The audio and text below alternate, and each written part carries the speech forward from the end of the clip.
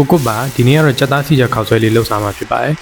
စီချက်ချက်ဖို့အတွက်ကြက်သွန်ပြူလေးတွေကိုဓာပြရိုက်ပြီးတော့နှုတ်ဆင်းထားလိုက်ပါတယ်ပြီးတော့ကြက်သွန်မိတ်လေးလည်းတစ်ခါလေးလှီထားလိုက်ပါတယ်ကြက်သွန်ပြူလေးတွေကိုစနွင်းလေးနက်နက်ထည့်ပြီးတော့မီအေးလေးနဲ့ပဲစီချက်ချက်ထားလိုက်ပါမယ်အရင်မကြက်ခင်မှာတင်ချထားပါမယ်အဲ့ဒါမှစီအပူနဲ့ဆိုလို့ရှိရင်ကွက်တီလောက်ချက်မှာပါစီချက်ရပြီဆိုရင်တော့ကြက်သားလေးပြုတ်ပါမယ်ကြက်သားကတော့စားအရသာမှုနေထားပြီးသားပါရှည်ပြီးတော့စနွင်းထည့်လိုက်တော့ရွှေအောင်လေးတော့တန်းသွားပါတယ်ကြက်သားကြက်ရင်အသားကိုဖယ်ပြီးတော့ကြက်ပြုတ်ရည်တွေကိုပဲငပြားရဲ့အကြီးငရုတ်ကောင်းကြက်သွန်မိတ်နဲ့စားအရသာမှုလေးထည့်ထားလိုက်ပါတယ်ပြုတ်ထားတဲ့ကြက်သားလေးကိုတော့အတုံးလေးလှီထားပါတယ်ခောက်ဆွဲတော့နောက်ဆုံးမှပြုတ်ပါမယ်ခောက်ဆွဲအထောက်မှ9မိနစ်ဆိုလို့ပြုတ်လိုက်တာ3မိနစ်မှရင်ပြဲသွားလို့နောက်တစ်ခေါက်တော့ပြန်ပြုတ်လိုက်ရပါတယ်တခြားတစ်စိတ်တော့မသိပေမဲ့အခုပြုတ်တဲ့လာရှိုးရှမ်းကတော့10မိနစ်ကျော်လောက်ဆိုလို့ရှိရင်အနေတော်လောက်ရပါပြီပွဲပြင်မှုအတွက်စီချက်တစ်စုံပဲငပြားရဲ့အနောက်ဆုံးတစ်ဝက်ပဲငပြားရဲ့အကြီးတစ်စုံစားဟင်းခတ်မုံနဲ့ငရုတ်ကောင်းလေးကိုထည့်ပြီးတော့အရင်မှွေပေးလိုက်ပါမယ်အရသာကတော့ကိုယ်စိတ်ကြိုက်ပြင်လို့ရပါတယ်ခောက်ဆွဲတော့ရေအေးနဲ့ပြန်မစေးပဲနဲ့တစ်ခါလေးထည့်နေလိုက်ပါတယ်အပေါ်ကနေကြက်သားကြက်သွန်မိန်နဲ့ငရုတ်ကောင်းလေးထပ်ဖြူပြီးရင်တော့စားလို့ရပါပြီ